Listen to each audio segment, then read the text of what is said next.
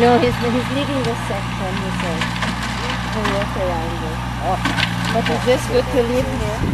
Yeah, that's in the ground. Oh, that's part, what is that, water system? Water pipe, probably. No, there's a sprinkler on it. See the sprinkler? Where? Here. Oh yeah, oh, and then they connect the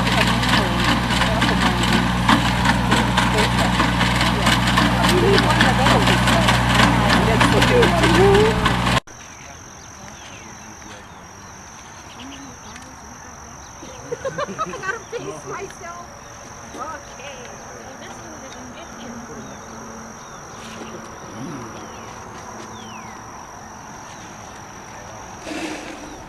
3-4 inches. Oh.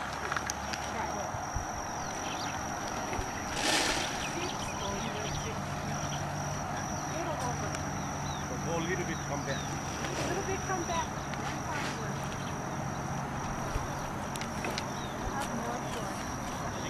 Okay, you got it. Huh? That should be it. Have to do it. Alright. So, 3 more pounds. More. Okay. Tiny bit more. No, more, little bit more. Little more. Sure. More. Whoa. All right. Okay. Okay. Yeah. Is it all? We're using everything? Are we using everything? No. Oh no? So, Did he say what? 5 pound increments? All of them is 5. Okay, no. Too much? Yeah, a bit too much, like maybe 5 of it, not more. For lettuce, just for that.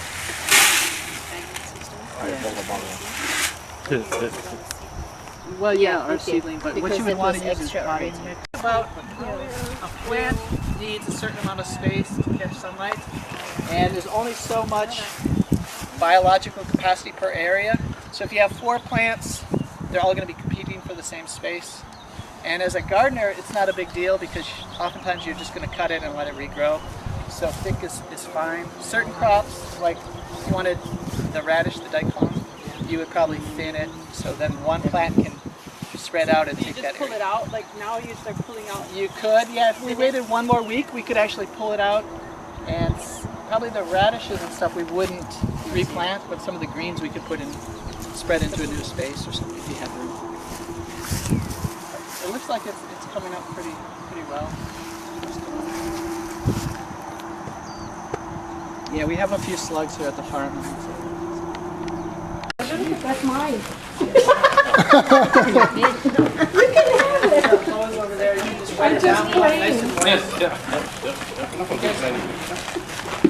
You just need enough to imagine how much it's going to take. You want to make a nice ball, about 6 inches and about like this much around. So you just need a fair amount. What's the maximum? Well, after a certain, if you get too much, it's kind of self-defeating. Like you don't need that much. I don't know if there is a maximum. Yeah, 6 inches is a good ballpark. If you went more than that, I don't think it would be a problem. The problem would be probably is there enough material to do that with? So all you're going to try and do is cut a ring down. And you kind of don't have to, you don't have to saw into the tree so much. You just want it to go to where the knife naturally stops. Yeah, you don't want to go deeper, then you cut the whole thing, right? Yeah, if you go, especially if the branch is a little bit thin.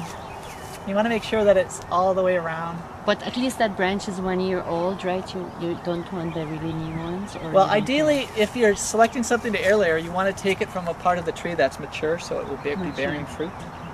Because the whole idea is we're trying to speed up an elbow right here. I might go right above it just so it'll be easier to strip the bark. A little bud out there.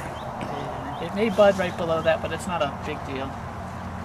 And we're going to wrap with our foil a little bit beyond that.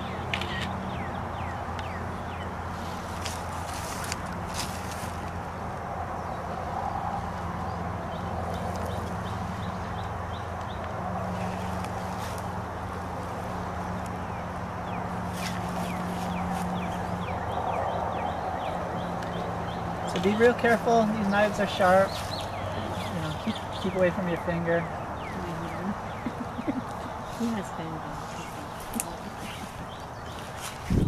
If it's a good time of year, especially if you're using these budding knives, be real careful because you'll be working with the. But if it's a good time of the year, the bark should strip real easy. Should be able to get underneath it. So you want to remove that outer bark, that little green inner area. And on good trees, it'll just come off as one whole ring.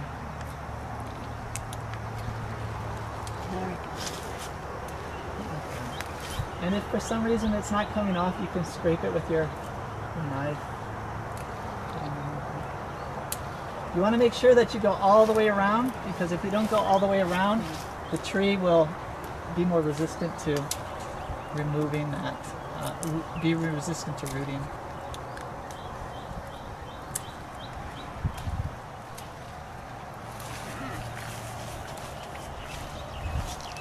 Scrape a little bit right above it. And all this is ensuring is that there's a little bit more of that vascular area exposed that will be prone to sending out those side roots. So some people will scrape a little bit above that. I've found that it's not really necessary on these kinds of trees. It may speed it up a little bit, but and the next thing you could do if you wanted to is put a little rooting powder or spray a little rooting hormone if you want to. Again, I found that it isn't really necessary. But some people who are maybe doing it for lots of them and they want to ensure quick uniformity, they will do something like that. And you do ear layering after the flower, after the tree's flower and finish with the fruiting, or is there like a certain time? Yeah, ideally you wouldn't want to do it when it's heavily fruiting because that's where a lot of the energy is going. If you are going to do it during that time of the year, cut the flowers off. Okay, and then after that, again, it's kind of optional whether or not you'll use saran. This just helps hold the moisture in. People who are doing a lot of layers these days have come up with ways where they have the sphagnum moss almost kind of in a mesh or a net bag in little segments, and so then they can just wrap it around, and you know, it's a way for them to expedite things because what you'll find is it's almost a three-handed job to some degree. So that is the commercial type, huh? Yeah, for commercial guys who are really into it, and you'll see they have like all the sphagnum is fed into this long like sock-like thing, and then they just wrap it, cut it off where they need it, and then seal it up. So it's a way for them to go a little faster, but we're only going to be doing a couple, so in that case we don't really need all of that.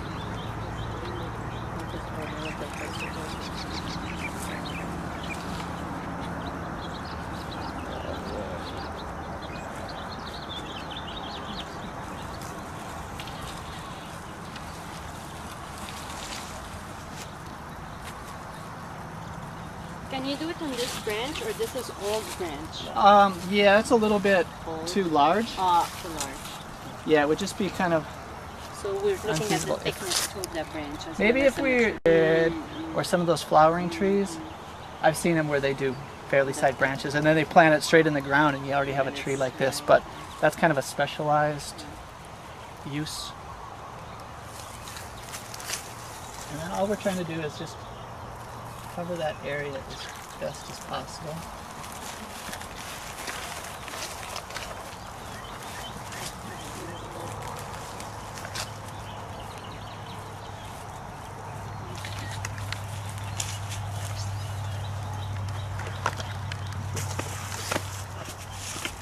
Third step is a piece of flooring. So you tie it with what? With That's too much. That's good, thank you. oh, that's nice. Oh, so the shiny part. Oh, Yeah, oh, which it doesn't probably not matter, a or big does deal. it? Yeah. Then it will reflect the sun, right? Yeah, so just to try and keep it a little bit cooler, so Dark. it's a better environment, Oh, okay. cool and dark. Originally, people used black plastic, and that's fine too. But then it doesn't breathe, or it doesn't matter. You don't want it to breathe. supposed to breathe. Right? Hot. Supposed to or not? It's Yeah, hot. it's not All right. that critical that it breathes a lot. Oh, okay. because the I would for sure use plastic. Here, a lot of times people won't. It's kind of up to you. And if you want to, then you could tie a little thing to help hold the foliage in place, but it's not usually a big deal.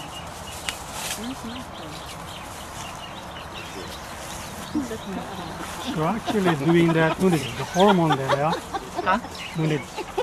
You don't need hormone. Some people will put some dip and grow or That root tone. the root tone powder, and that's good. I have the dip and grow today, but normally I would paint it on with a little brush or something, or spray it on. Like large scale guys, they'll have a spray bottle with it dissolved in a little alcohol, and they'll just do that, and they'll just squirt it a couple times and do it. But you can wear out root on there. This partner is gonna Well, it actually comes as a liquid already. Yeah, I prefer to use the liquid because, especially the dip and grow, and I'll show you guys later, you can adjust the strength of it. So depending on how hard it is to root or something, you can make it stronger or weaker. Whereas the powder, you're kind of stuck with what they made.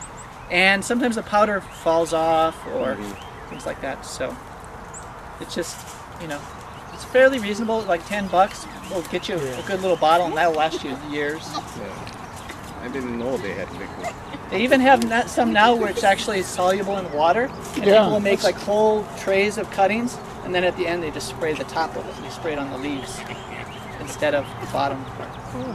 So anyway, this is an example of how to do it.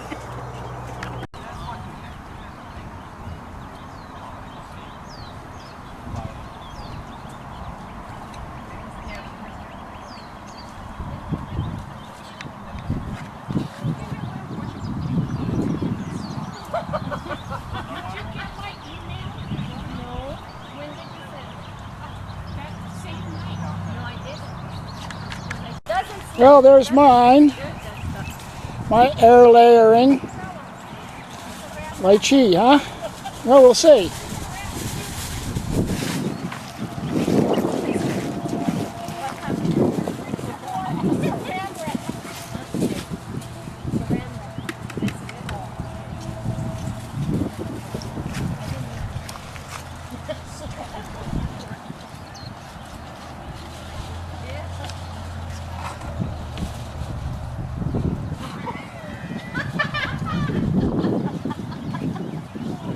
A spray bottle, and they just spray this wounded surface, and then it ensures really nice rooting coming out from these areas. So what we're doing is we're exposing a lot of that area that is naturally prone to being able to create roots, exposing that area so there's lots of locations for roots to come up.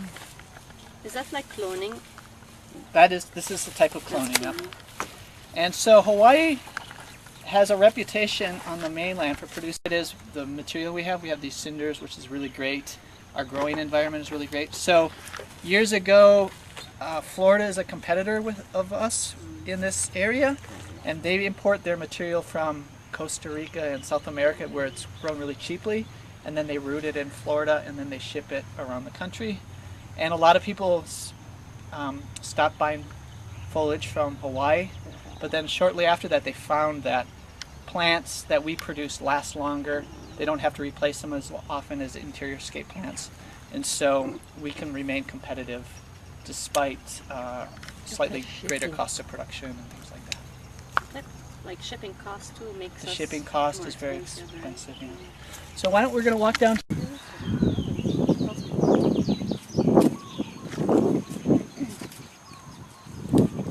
Seems like you're going pretty deep.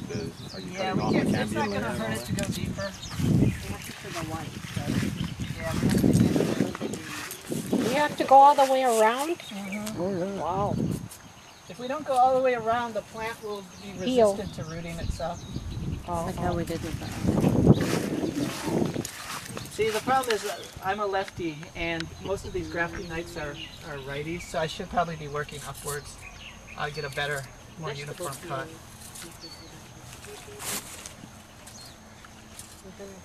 So if you really get into grafting, you want to